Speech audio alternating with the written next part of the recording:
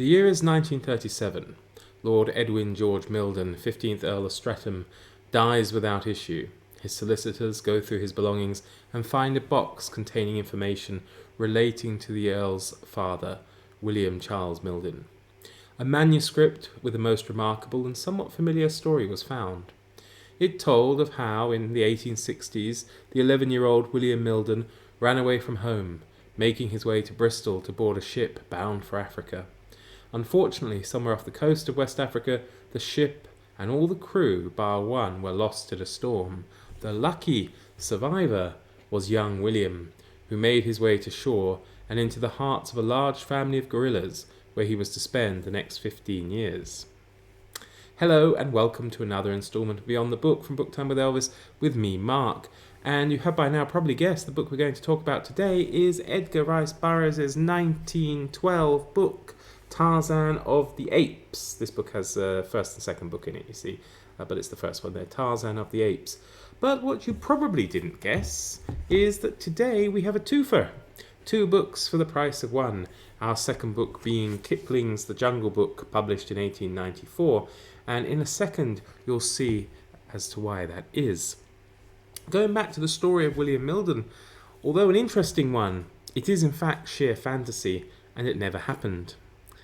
It appeared initially in an article called The Man Who Really Was Tarzan by Thomas Llewellyn Jones, illustrated by Richard Boudelis, and it appeared in the March 1959 issue of Man's Adventure magazine.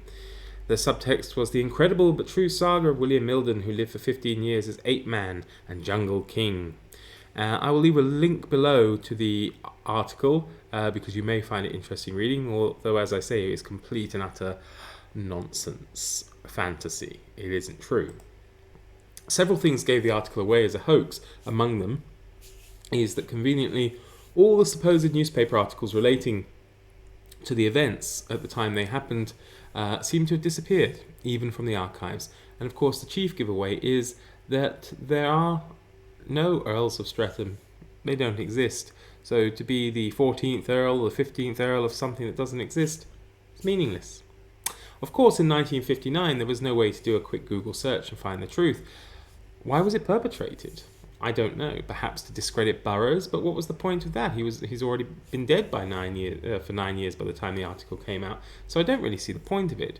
And if people really wanted to question the originality of the Tarzan stories, they didn't need to look much further than The Jungle Book by Rudyard Kipling. Kipling himself said that Burroughs had jazzed the motif of the Jungle Books, and I imagine thoroughly enjoyed himself.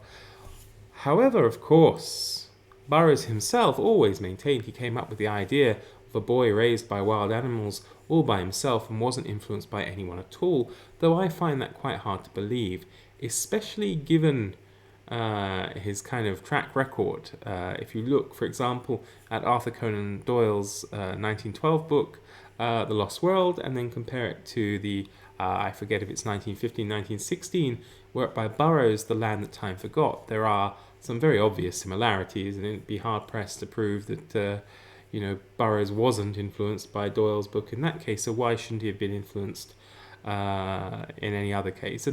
And to be honest, I don't really see anything wrong with writers being influenced by other writers in terms of story ideas. I'm sure it happens all the time. You only have to look at, for example, how many books are written using, blatantly, for example, Jane Austen's characters, years after the event. And even at the time, people, it's very hard to come up with a truly original idea. There are always different versions of the same idea floating around. So I don't think Burroughs really had anything to be ashamed of. So if Burroughs was influenced by Kipling's Jungle Book, where did Kipling himself get the inspiration? Well, in February 1867, there was a small 6-year-old boy who was discovered sleeping with wolves in a cave in India. The hunters that found him took him away by force, which is very sad, really, because the child protested very angrily by gnashing his teeth and growling, and he was taken to an orphanage where he was given the name Dina Sanichar. And he was called Sanichar because it's the regional Indian word for Saturday, because it was a Saturday he was taken to the orphanage. I don't know if it's Hindi or what the language was. I'm afraid I didn't have a chance to look that up, but it's one of the local Indian languages for sure. Dina was undernourished, of course, and his growth was stunted, and he walked on all fours, and despite being offered a variety of different delicious foods, he would only eat raw meat. And his only friend at the orphanage was basically a dog who happened to roam around the grounds, and they used to share his raw meat with him.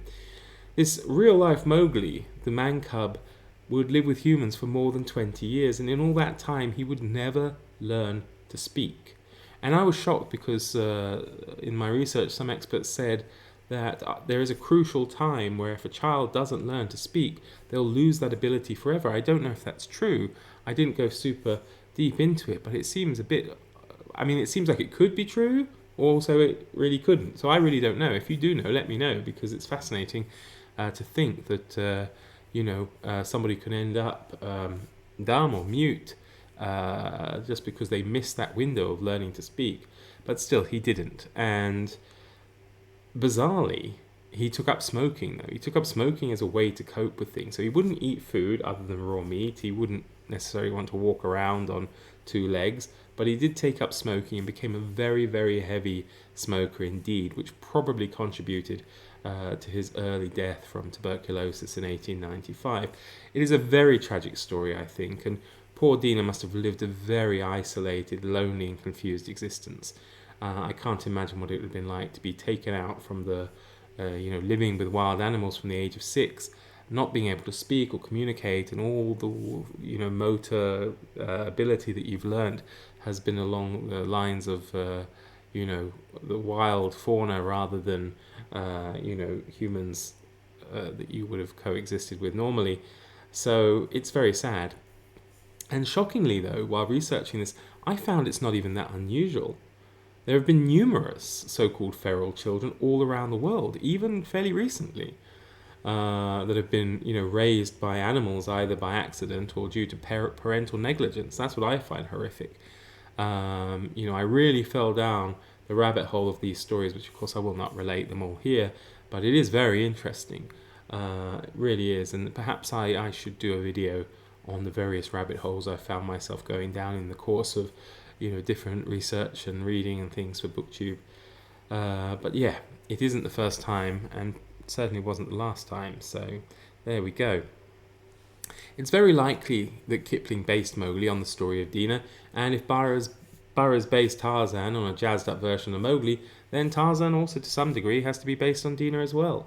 Both stories are absolute classics by two extremely popular authors. Both have inspired countless adaptations for screen, television, radio, video games, Disney films and series and merchandise.